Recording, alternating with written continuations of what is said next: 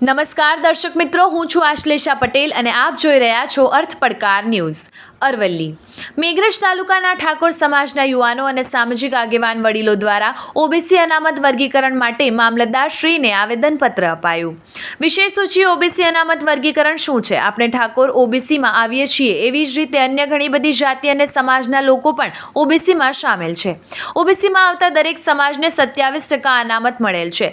સરકારી નોકરી માટેની ભરતી અનામતને આધારે થતી હોય છે. હવે સરકારી નોકરી માટેની ભરતીમાં ઓબીસીમાં આવતા અમુક ચોક્કસ સમાજના લોકો લાભ લઈ જતા હોય છે અને આપણા ઠાકોર સમાજના વ્યક્તિઓ નોકરીથી વાંચિત રહી જતા હોય છે. બસ આવું ન થાય તે માટે આપણા ઠાકોર સમાજના કેટલાક જાગૃત નાગરિકોએ સરકાર સમક્ષ 27% અનામતનું વર્ગીકરણ કરી એક ચોક્કસ ટકાવારી ઠાકોર સમાજને નક્કી કરી આપવામાં આવે એવી રજૂઆત કરી આંદોલન ચલાવી રહ્યા છે.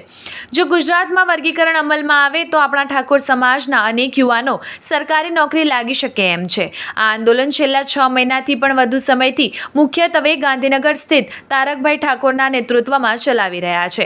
દેશના મુખ્યત્વે રાજ્યોમાં વર્ગીકરણ ચાલુ કરવામાં આવ્યું છે ને ગુજરાતમાં પણ સત્વરે વર્ગીકરણ કરવામાં આવે તેવી ખાસ રજૂઆત સાથે મેઘરજ તાલુકાના ક્ષત્રિય ઠાકોર સમાજના સંગઠન, સામાજિક આગેવાન અને જાગૃત યુવાનો દ્વારા ગુજરાત અનામત ઓબીસી વર્ગીકરણ અનુસંધાને મેઘરજ ખાતે મામલતદારશ્રીને મોટી સંખ્યામાં આવેદનપત્ર સોંપવામાં આવ્યું હતું. આવા જ અવનવા સમાચારો માટે જોતા રહો અર્થ પડકાર ન્યૂઝ.